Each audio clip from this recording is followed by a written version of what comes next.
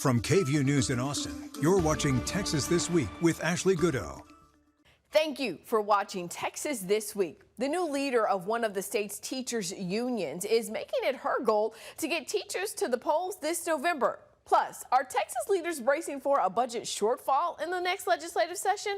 The message behind a memo that went out this week. But first, let's get to the 3 things you need to know in Texas politics.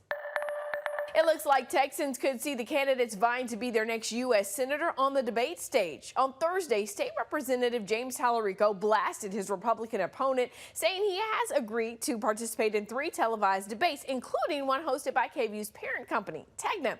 Now, Attorney General Ken Paxton's campaign, in a statement, said, quote, "Of course we are going to debate James Tallarico," but stopped short of saying which debates the Republican plans to participate in.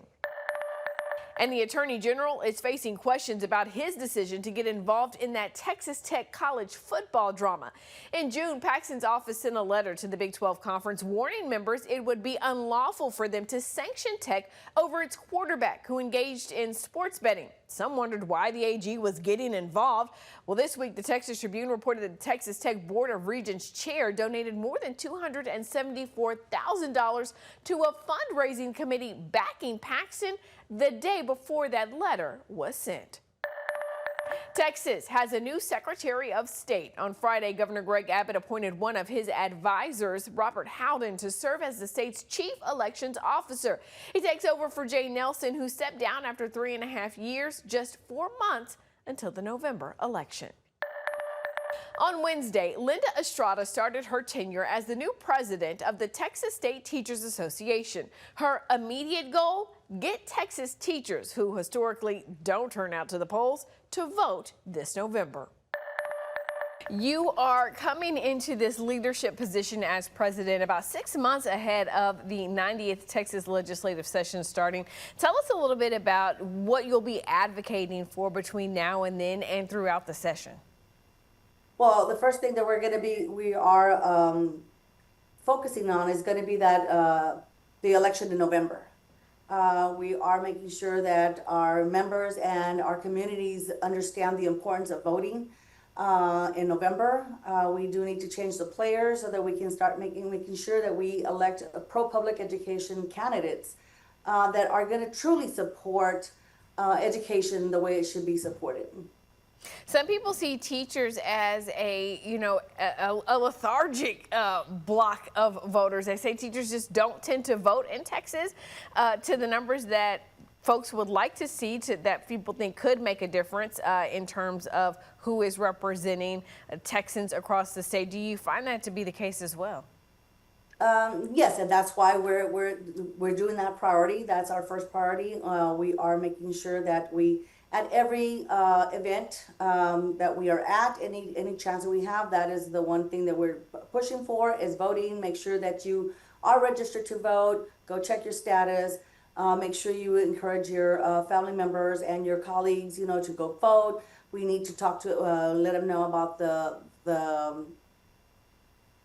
reasons why they need to go vote. What's at stake if they don't go vote for the candidates that will be supporting public ed. And so that's the priority we're at right now, just making sure that everybody understands the importance of voting and why they need to go out to vote. As you look beyond November then and do look towards January, what things are you going to be focused on trying to get through the legislature? Again, we're going to try and focus on stopping the advancement of vouchers. They got passed the last session. We are going to make sure that we're playing. Hopefully, if we get the results in November that we want, we will be playing, offense and helping them, understand the reason why we don't need vouchers. But if it doesn't, then we're again just making sure that vouchers do not advance. They try to make sure that we keep them from growing, and because that money that is being used for vouchers is public dollars, and so those dollars should be going to public schools. So this week, the Big Three sent a memo out, and I think there was a lot of stuff in there talking about budget priorities, but there was something else interesting.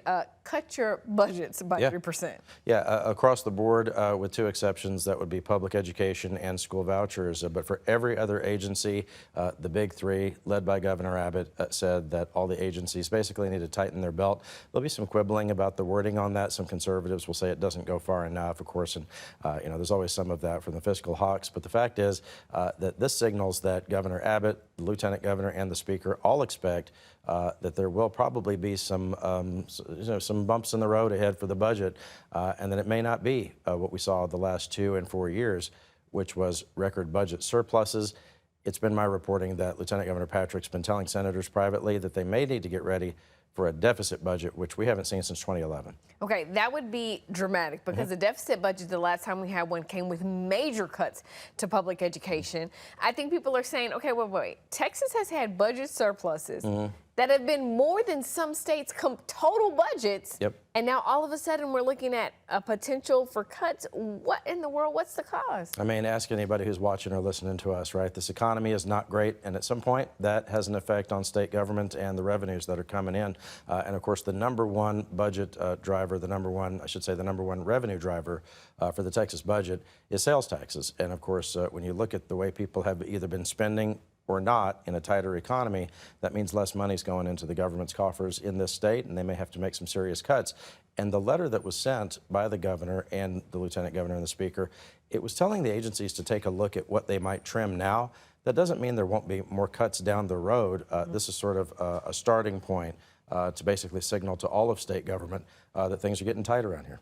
Yeah, that is a big signal. The other things, when we do look at some of the priorities that were in there, it was public education, it was, supporting teachers. And then again, we have these new ESAs, and this is a pretty expensive program. Texas was touting this is the biggest rollout of vouchers, $1 billion. It's a lot of money. Well, remember when they passed it, the estimate was that it would initially cost about $1 billion to roll this out, and the largest, as the governor said, the largest day one school voucher program in the country. But the estimates from the state government itself, from the Legislative Budget Board, said that cost would grow exponentially as there's more interest in the program, other people try to get into it, and as the kinks are worked out and they figure out exactly how much this really costs in 2, 4, and across the next decade. You're going to see those costs explode as much as up to $8 or $10 billion, something like that. And we haven't really seen a true estimate for what the cost of the program is going to be in this next biennium, in the next 2 years, because we'll start to get a real sense of that as they continue to roll the program out. And that's coupled with the fact that the property tax relief that the governor has not just promised going forward, but the quote-unquote relief they're already committed to, that already costs, in January, before they even do anything next year, that's already costing about $51 billion. And that program started out at about $3 billion back in 2019. So all of these things are just exploding in costs.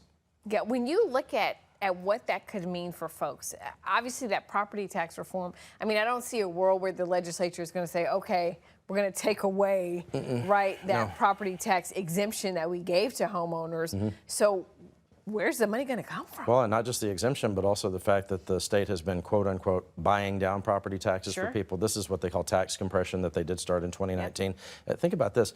When that started at a $3 billion cost, it was not expected that would be the only way that tax relief would be offered to people going forward. That was the solution at the time in 2019. But in the subsequent legislative sessions in 21, 23, and last year, that program was expanded.